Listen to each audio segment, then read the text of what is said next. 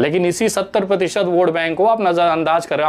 ये गलतफहमी में दूर रहिए। अगर मुसलमान ने चाह लिया, उसने अगर वोट ही नहीं दिया ना, तो आपकी औकात आपके चीज़ों को 2024 में दिखाई देने लगेगा।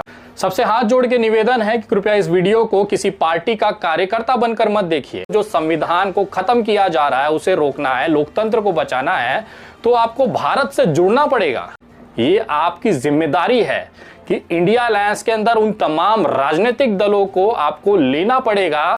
भले व्यक्तिगत तौर पर आप उससे नहीं, उनकी विचारधाराओं को नहीं पसंद करते हो या आपका आपसी दुश्मनी हो। एक बहुत बड़े शायर हैं, वो पूरे देश में जाकर मुसलमानों को एकजुट कर कर वोट दिलाएंगे। ये मुशायरा नहीं हो रहा है शायरी कि महफिल जमानी है, वोट दिलाना है। अपने मुस्लिम कम्युनिटी के अंदर 5 लाख वोटों से शर्मनाक हारने वाला इंसान आपको महाराष्ट्र में जाकर मुसलमानों का वोट दिला देगा।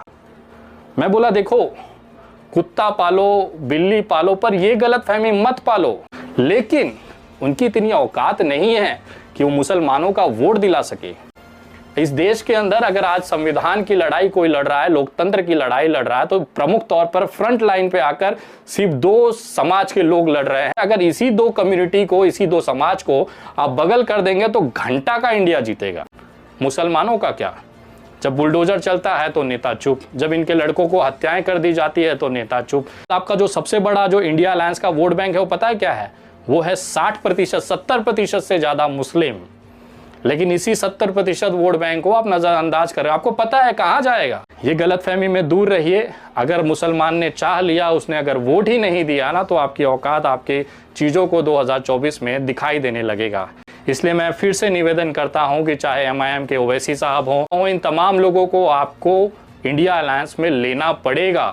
मुसलमानों का वोट चाहिए, लेकिन मुसलमानों की पार्टी साथ में नहीं चाहिए। आपको याद होगा लोकसभा का जब चुनाव हुआ था तो इंडिया अलायंस का गठबंधन बना था, जिसमें ओवैसी साहब को छोड़ करके सभी पार्टी को एक साथ लिया गया और उन्हें बी टीम बता करके उसे साइड कर दिया गया था। दोस्तों आप इस वीडियो में देखेंगे तो उस टाइम विनय दुबे ने ये वीडियो बना करके बताया था कि उन्हें लेना बहुत ही ज़रूरी है।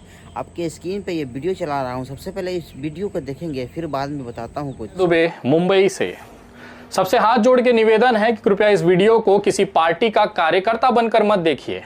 आप भले विश्व के किसी भी राजनीतिक दल से संबंधित होंगे, लेकिन इस वीडियो को एक आम भारतीय बनकर देखेंगे तो आपको इस वीडियो का महत्व समझ में आएगा।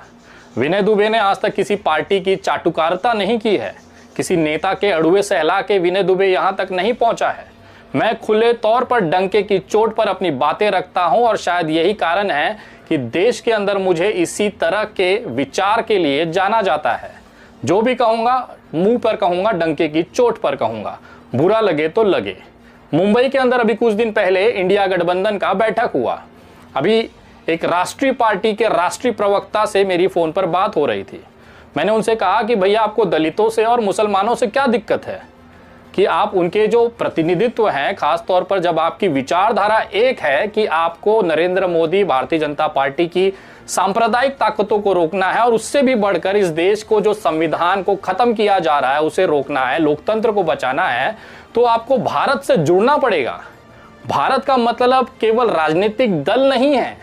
भारत का मतलब होता है कि भारत का हर वो नागरिक जो इस समान विचारधारा का समर्थन करता है, यानी जो भी भारतीय जनता पार्टी के नीतियों से, उनके कृत्यों से परेशान है, उनकी विचारधारा को नहीं सही मानता, ऐसे तमाम लोगों को आपको अपने साथ जोड़ना पड़ेगा।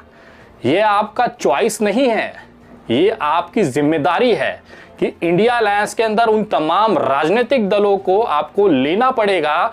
भले व्यक्तिगत तौर पर आप उससे नहीं, उनकी विचारधाराओं को नहीं पसंद करते हो या आपका आपसी दुश्मनी हो। आप इंडिया को, संविधान को, लोकतंत्र को बचाने की बात करते हैं, लेकिन आपको राजनीतिक दल और उनके कुछ नेताओं से आपको दिक्कत है। मैंने उनसे पूछा कि बिहार के पप्पू यादव जो कि एक जनसेवक हैं, लोगों के अंदर अच्छी छवि उनकी बनी है क्योंकि वो कोरोना से लेके बाढ़ के में पानी भर भर के, कमर भर पानी में उन्होंने जाके लोगों की मदद की। एक अच्छा खासा वोट बैंक है उनके पास, भले उनकी सीटें नहीं आती हैं लेकिन लोग उन्हें वोट तो दे रहे हैं। जाप को बिहार से इंडिया अलायंस में क्यों नहीं लिया गया? उन राष्ट्रीय प्रवक्ता के पास इसका जवाब नहीं था। उसके बाद मैंने पूछा कि ठीक है, बहन मायावती के साथ क्या दिक्कत है, या मुझे आप बता दीजिए कि आपकी राष्ट्रीय पार्टी में ऐसा कौन सा चेहरा है जो दलितों का वोट आपको लाके दे देगा, वो भी कश्मीर से लेके कन्याकुमारी तक। तो उन्होंने बताया कि हमारे पास हमारे राष्ट्रीय अध्यक्ष, मैं खुल के बोल रहा हूं, कांग्रेस पार्टी के राष्ट्रीय अध्यक्ष खड़गे जी का नाम लिया। मैं आपसे पूछना चाहता हूं कि क्या खड़गे जी, जो खुद दलित समाज से आते हैं, बहुत वरिष्ठ नेता हैं, उनका बहुत सम्मान है, लेकिन मैं व्यक्तिगत तौर पर यह जानता हूं कि उनके अंदर वो ताकत नहीं है जो दूसरे राज्यों में जाकर वहां पर दलितों का वोट उनको दिला सके। अगर ऐसा होता तो उत्तर प्रदेश विधानसभा चुनाव में कांग्रेस पार्टी को कितने दलित वोट वो दिला पाए हैं। उसके बाद मैंने पूछा कि क्या आपके पास मुस्लिमों का प्रतिनिधित्व है, तो उन्होंने कहा कि एक बहुत बड़े शायर हैं जो इस समय राज्यसभा के सदस्य हैं, वो हमारे अल्पसंख्यक विभाग के अध्यक्ष हैं, राष्ट्रीय अध्यक्ष, वो पूरे देश में जाकर मुसलमानों को एकजुट कर कर वोट दिलाएंगे। मैंने बोला भैया सुनो, ये मुशायरा नहीं हो रहा है शायरी कि महफिल जमानी है, वोट दिलाना है। जो इंसान खुद अपनी लोकसभा चुनाव में 5 लाख से ज्यादा वोटों से हारा, वो भी उसी पार्टी से जिससे वो आज राज्यसभा है, कांग्रेस के सिंबल पर, मुरादाबाद जैसी सीट जहां पर बहुसंख्यक जो आबादी है वो मुसलमानों की है, अपने मुस्लिम कम्युनिटी के अंदर 5 लाख वोटों से शर्मनाक हारने वाला इंसान आपको महाराष्ट्र में, कर्नाटका में, आंध्र प्रदेश में, उत्तर प्रदेश में जाकर मुसलमानों का वोट दिला देगा। मैं बोला देखो, कुत्ता पालो बिल्ली पालो, पर यह गलतफहमी मत पालो कि वो इंसान मुसलमानों का प्रतिनिधित्व है, मुस्लिम कम्युनिटी से आता है, बहुत सम्मान है, अच्छे शायर हैं, अच्छा मुशायरा जमा लेते हैं, महफिल जमा लेते हैं, लेकिन उनकी इतनी औकात नहीं है कि वो मुसलमानों का वोट दिला सके। फिर उन्होंने पूछा कि फिर आप बताइए कि किसको लिया जाए। अभी बहुत सारे जो मुस्लिम कमेटी के लोग हैं, शायर इमरान प्रतापगढ़ी को भी निगलेक्ट करने लगे हैं, उन्हें भी बहुत कम लोग चाहने लगे हैं। अब जो बहुत सारे ऐसे लोग हैं जो उनसे भी नाराज है कि हमारा मुस्लिम जो वोट बैंक है वो बैलेंस हो जाएगा।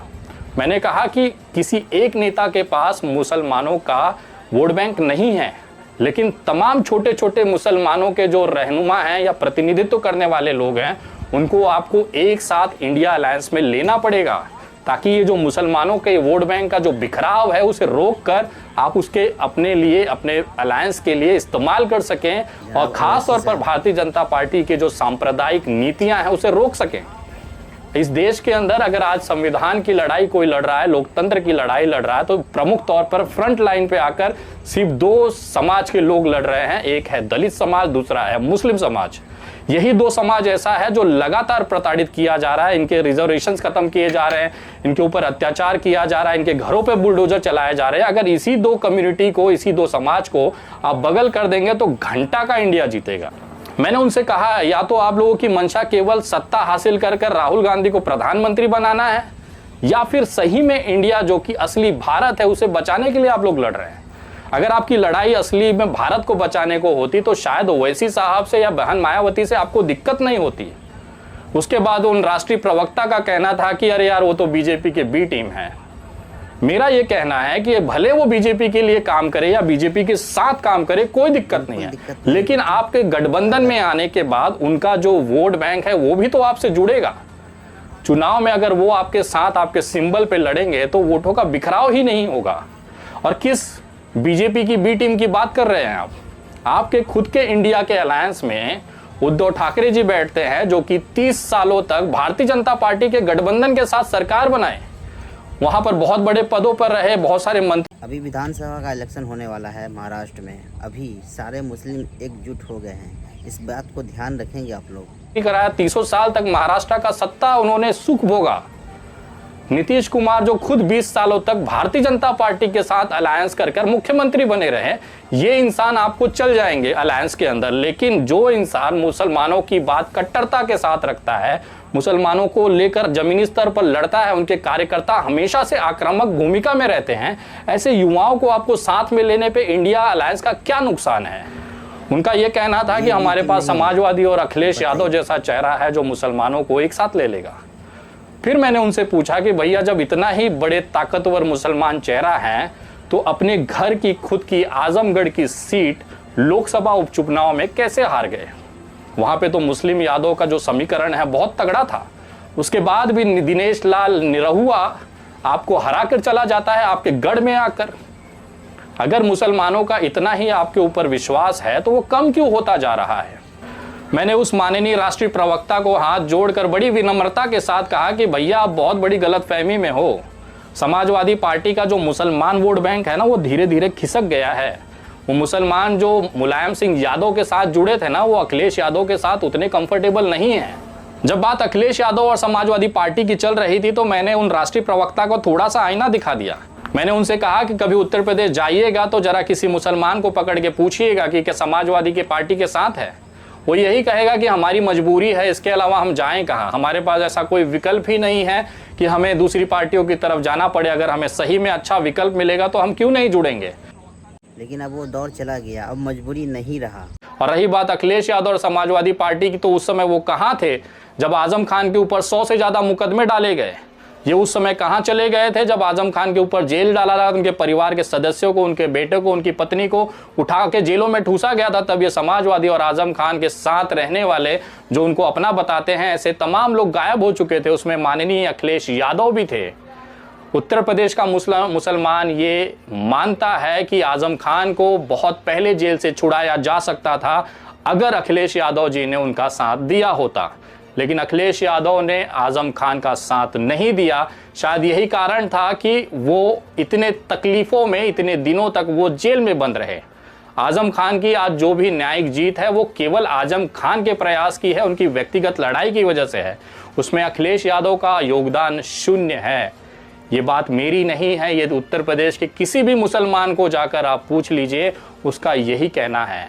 केवल मुसलमानों के पास सही में कोई प्रतिनिधित्व नहीं है।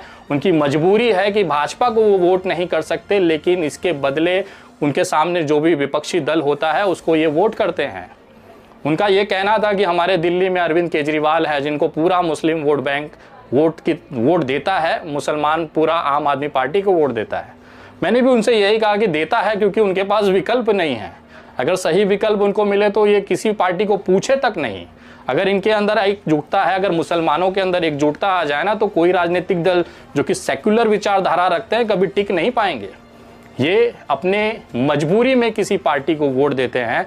फिर मैंने उनसे पूछा कि जरा दिल्ली दंगों में मुसलमानों के ऊपर हुए अत्याचार पे जब अरविंद केजरीवाल चुप्पी साधे हुए थे तो उस समय दिल्ली के जो मुस्लिम थे, और आज भी ये सवाल उनके अंदर जज्बा है, उनके अंदर जिंदा है कि जब दिल्ली जल रही थी, मुसलमानों को घरों में घुस के मारा जा रहा था, तो यही हमारे रहनुमा आम आदमी पार्टी के अरविंद केजरीवाल कहीं दिखाई नहीं दे रहे थे। मुसलमान एक लौता अकेला पड़ रहा था, अपनी लड़ाई खुद लड़ रहा था। आज भी सैकड़ों युवा मुस्लिम समाज के इन दंगों के कारण तिहाड़ जेल में बंद है। कौन सा आवाज अरविंद केजरीवाल ने या फिर अखिलेश यादव ने उठा लिया? ये वो सवाल थे जिससे राष्ट्रीय प्रवक्ता जी तिलमिला गए, उनके पास जवाब नहीं था। मैंने कहा उनसे कि मैं एक छोटा सा सामाजिक कार्यकर्ता हूं, मेरे सवालों के जवाब आपके पास नहीं है। सोचिए उस समय जब करोड़ों दलित समाज, करोड़ों मुस्लिम समाज आपसे यही सवाल पूछेगा तो आप उसे क्या जवाब देंगे? एक शायर मुसलमानों का रहनुमा नहीं है, एक दलित नेता हो सकते हैं लेकिन दलितों के रहनुमा नहीं हैं। जब भी दलितों का नाम लिया जाता है तो माननीय कांशीराम जी सबसे पूजनीय है। उसके बाद अगर किसी का नाम आता है तो वो आता है बहन मायावती का।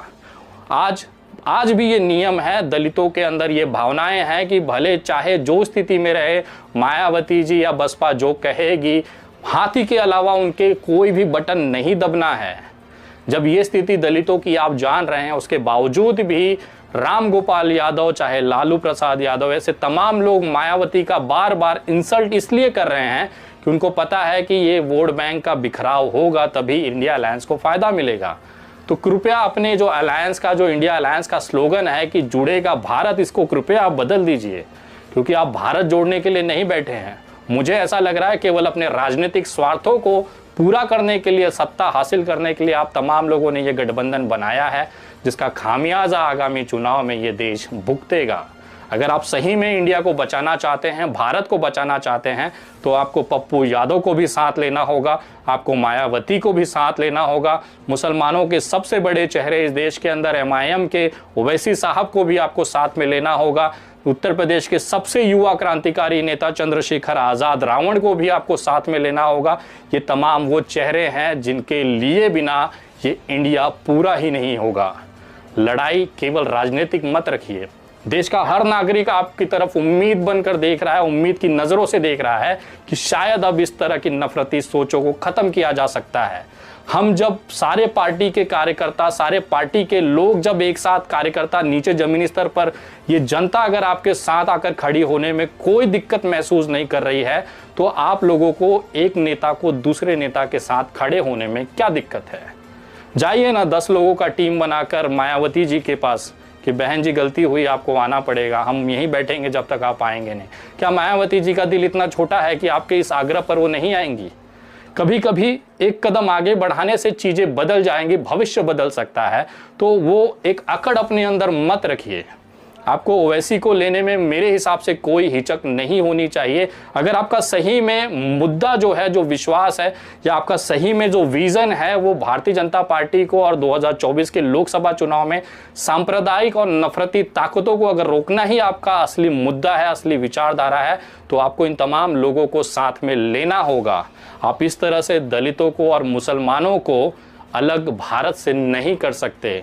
ये भारत का वो अभिन्न हिस्सा है जो 50% से ज़्यादा वोट बैंक रखता है और इसके दम पर सरकारें हिलती हैं।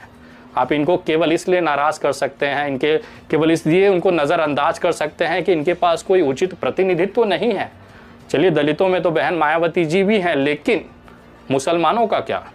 जब बुलडोजर चलता है तो नेता चुप, जब इनके लड़कों को हत्याएं कर दी जाती है तो नेता चुप, जब इनके लोगों को मारा जाता है तो नेता चुप, जब इनके मस्जिदों के सामने मुजरा किया जाता है तो नेता चुप, इनके घरों की औरतों का बुरखा खींचा जाता है, हिजाब पर सवाल उठाया जाता है तो नेता चुप। लेकिन जब वोट आना होता है तो मुसलमान जाएगा कहाँ? अगर ये मुसलमान कहीं नहीं जाए और इसने केवल वोट देना बंद कर दिया कि हमें वोट ही नहीं देना है, तब क्या होगा? आपको अंदाज़ा है, पिछले 5 चुनाव में ADR और NEW की रिपोर्ट है, उसकी रिपोर्ट के हिसाब से 1,24,00,000 से ज़्यादा नोटा का बटन दबाया गया है। मतलब 1,24,00,000 ऐसे लोग हैं जो धीरे धीरे इस चुनाव से दूर होना चाहते हैं। वो वोट देने आएंगे लेकिन किसी को नहीं देंगे, none of the above, NOTA को वोट देके चले जाएंगे। उनका ये विरोध है। अगर ये विरोध लोगों के अंदर, राजनीतिक दलों के अंदर विश्वास को कमी करता हुआ दिखा रहा है, तो कहीं ना कहीं ये राजनीतिक दलों का एक सबसे बड़ी कमी है। अपने आपसी मतभेदों को बगल करके अगर सही में इस देश के संविधान और लोकतंत्र को बचाना है तो 2 कदम आगे बढ़ाइए। इससे कोई छोटा नहीं हो जाता, इससे किसी के विश्वास को, किसी के रेपुटेशन को ठेस नहीं पहुंचती, उल्टा ये आपका बड़प्पन होता है। मैं देखना चाहता हूं कि राहुल गांधी खुद अपनी गाड़ी उठाकर मायावती जी के पास जाकर बैठे और उनसे निवेदन करें कि आपको इस अलायंस में आना है। मैं दावे के साथ कहता हूं कि मायावती जी इतनी छोटे दिल की नेता नहीं है, इतने हमेशा से उन्होंने यूपीए के साथ में रही हैं, तो इस बार भी उन्हें कोई दिक्कत नहीं होगी। लेकिन एक सही अप्रोच की ज़रूरत है इस इंडिया अलायंस को अगर सही में सफल बनाना है। मैं तमाम उन लोगों से कहना चाहता हूं जो इंडिया अलायंस के लिए काम कर रहे हैं, दिन रात सोशल मीडिया पे लिख रहे हैं।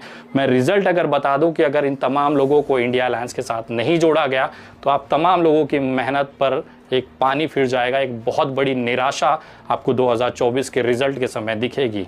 अगर इन तमाम जो छोटे दल हैं, राष्ट्रीय दल हैं, अगर इनको एक साथ नहीं जोड़ा गया तो ये क्लियर मैसेज इंडिया अलायंस ये देना चाहता है कि हम अपनी मनमर्जी करेंगे। हमारा कोई भी विश्वास लोकतंत्र बचाने या संविधान बचाने का नहीं है। हम केवल प्रधानमंत्री पद के लिए लड़ रहे हैं। प्रधानमंत्री के लिए जो भी हमें ऐन प्रेन प्रकरण करना पड़ेगा हम करेंगे। हम खेतों में जाके वीडियो शूट बनाएंगे, हम खाना खाते समय वीडियो बनाएंगे, हम अलग अलग जगह पिकनिक मनाने अलग अलग शहरों में बैठ के करेंगे। लेकिन रिजल्ट जो होगा वो 0 बटा सन्नाटा ही होगा। विनय दुबे की ये बात आप लिख कर ले लीजिए। इस देश के अंदर आप दलितों को, मुसलमानों को कभी भी नज़रअंदाज नहीं कर सकते। मैंने उन राष्ट्रीय प्रवक्ता को कहा कि भाई साहब, आपकी अपनी औकात पता है? कौन सा वोट बैंक है आपके पास जिसके दम पे आपके अंदर इतनी अकड़ है? भारतीय जनता पार्टी को 70% ब्राह्मण वोटर हैं। ब्राह्मण वोट जो होता है 70% वो भारतीय जनता पार्टी के पास जाता है। आपके पास क्या है? केवल 10%, वो भी वो जो आपका कार्यकर्ता है, पारंपरिक जो कांग्रेस का वोटर है, ब्राह्मण समुदाय, वही आपको वोट देता है। इसके अलावा कोई नया वोटर आपसे नहीं जुड़ा है। क्षत्रियों की, राजपूतों की बात करें तो 95% क्षत्रिय जो हैं वो बीजेपी के साथ एक पैर पर खड़े हैं पूरे देश के अंदर। कांग्रेस और इंडिया अलायंस की बात बता दीजिए, कितने राजपूत आपके साथ हैं? वैश्य समाज की जो कि बनिया जिसे आप कहते हैं, वो तो 95 से 99% बीजेपी का कट्टर वोट बैंक है और उनके साथ ही खड़ा रहेगा चाहे जो स्थिति हो जाए। उसके बाद आप आ जाइए कायस्थ समाज, ये पूरा का पूरा 95% कायस्थ समाज जो है वो बीजेपी का वोट बैंक है। अगर आप पिछड़ों की बात करें तो 30% से ज़्यादा जो पिछड़ा वोट बैंक है उसमें बीजेपी ने 2023 तक सेंध लगा चुकी है, जिसमें आपको राजभर हैं, निषाद हैं, उसके बाद में यादव हैं। आप किसी भी उत्तर प्रदेश के ये 10 यादवों से पूछेंगे तो उसमें 3 आपको भाजपा ही मिलेंगे, जो भाजपा का झंडा उठा के दिन रात समाज में मेहनत कर रहा है, उनको जिताने की कोशिश कर रहा है। बाकी अगर दलितों का पूछ ले कि अगर दलित वोट बैंक, अगर दलितों के पास विकल्प नहीं है वहाँ पर कांग्रेस के अलावा या कोई अच्छी पार्टी के अलावा, तो उनका भी वोट जाता है बीजेपी को। शायद यही नतीजा था 2019 में जो इतने प्रचंड बहुमत के साथ बीजेपी ने वापस सत्ता हासिल की। दलितों का सबसे बड़ा टर्नओवर हुआ है बीजेपी की तरफ। ये वो सब कारण है जिसको आपको देखना होगा। अगर आप इंडिया अलायंस की औकात की बात करूं मैं, तो क्या वोट बैंक है उनके पास? ब्राह्मण 10%, राजपूत 5%, वैश्य 2%, कायस्थ 5 से 10%, पिछड़ा वोट आपके पास है 40%, लेकिन वो भी डगमगा रहा है। उसके बाद आपका जो सबसे बड़ा जो इंडिया अलायंस का वोट बैंक है वो पता है क्या है? वो है 60%, 70% से ज़्यादा मुस्लिम। लेकिन इसी 70% वोट बैंक को आप नज़रअंदाज कर रहे हो। आपको पता है कहाँ जाएगा? हमारे पास ही आना है, उनके पास कोई विकल्प थोड़ी है। ये गलतफहमी में दूर रहिए। अगर मुसलमान ने चाह लिया, उसने अगर वोट ही नहीं दिया ना, तो आपकी औकात आपके चीज़ों को 2024 में दिखाई देने लगेगा। इसलिए मैं फिर से निवेदन करता हूं कि चाहे MIM के ओवैसी साहब हों, चाहे बहन मायावती जी हों, चाहे चंद्रशेखर रावण हों, चाहे पप्पू यादव हों, इन तमाम लोगों को आपको इंडिया अलायंस में लेना पड़ेगा। ये निवेदन नहीं है, ये आपकी जिम्मेदारी है कि इनको साथ लेकर ही आप इस तरह की बड़ी लड़ाई लड़ सकते हैं। इस तरह के तमाम हर राज्य में 2-4 ऐसे लोग हैं जिनको बिना साथ में लिए आप ये लड़ाई नहीं लड़ सकते। अगर इसी तरह से ये अपनी अकड़ में चलते रहें, इनके आंकड़ों के लवड़म भोज्यम हो जाएंगे। वीडियो कैसी लगी है कमेंट करके ज़रूर बताएं। वीडियो शेयर करें, ज़्यादा से ज़्यादा लोगों तक पहुंचाएं। ये वो आईना है जो मैं दिखाना चाहता था आप तमाम लोगों को। आप किसी पार्टी के कार्यकर्ता के तौर पर इसे देखेंगे तो आपको ये बिल्कुल भी समझ नहीं लगेगा, आपको शायद बुरा लग सकता है, लेकिन एक नागरिक के तौर पर ये समझने की कोशिश करिए कि हमारी लड़ाई जिससे है उसके लिए एकजुटता और संगठनात्मक तरफ पर एकता बहुत ज़रूरी है। अगर ये नहीं हुआ तो जीतना नामुमकिन है।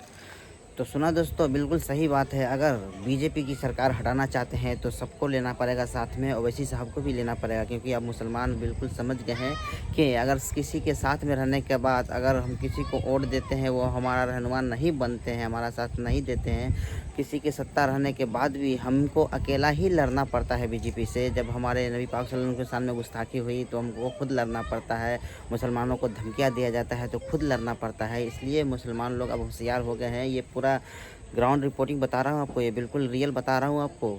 ये अभी का जो महाराष्ट्र में इलेक्शन होने वाला है 2024 का विधानसभा इलेक्शन, तो अभी सारे मुस्लिम जो है ना सब एक साथ हो रहा है, बहुत ही एकजुट हो रहे हैं, MIM की तरफ जा रहे हैं। बहुत ही अलग माहौल रहेगा इस वक्त, क्योंकि समझ गया है वो लोग सिर्फ हक की बात करने वाले, हमारा साथ देने वाले MIM ही रहेंगे, क्योंकि उसे बीजेपी का B टीम बोल करके उसे बदनाम किया जा रहा है। ऐसा कुछ नहीं है। तो दोस्तों, अगर देखा जाए, अगर सही में अगर बीजेपी को हराना चाहते हैं तो सबको एकजुट होना पड़ेगा और ओवैसी साहब को भी साथ में लेना पड़ेगा ही। लेकिन अब वो दौर नहीं रहा कि सिर्फ अब वोट लेंगे या मुस्लिमों को सिर्फ इस्तेमाल करेंगे और सिर्फ उसको वोट के लिए चुनेंगे, क्योंकि अब मुस्लिम पूरा एकजुट होने जा रहा है। ये बहुत ही इम्पोर्टेंट बात कर रहा हूँ मैं अभी, क्योंकि अभी बहुत ही मुसलमान एकजुट बना लिया है। अब कुछ भी हो जाए, ऐसे भी मुझको अकेले ही अपना फैसला करना पड़ता है, तो ऐसे भी अपना वोट अपना लीडर को क्यों ना दे, क्यों ना उसका वैल्यू बढ़ाए। दूसरे पार्टी को दे करके क्या अपना वैल्यू होता है। इसलिए मुसलमान अब बहुत सतर्क हो गए हैं, अब एक प्लेटफॉर्म में जा रहे हैं और बहुत सारे अपनी सोच को बदले हैं।